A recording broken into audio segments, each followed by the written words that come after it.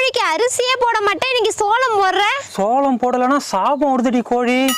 ஒருவேளை சாபம் பழிச்சிடுச்சு, நினைச்சு கூட பார்க்க முடியல. இதுக்கு இல்லாம பயப்படுவாங்க. டேய், என்னடா சாபம் விட்டீங்க?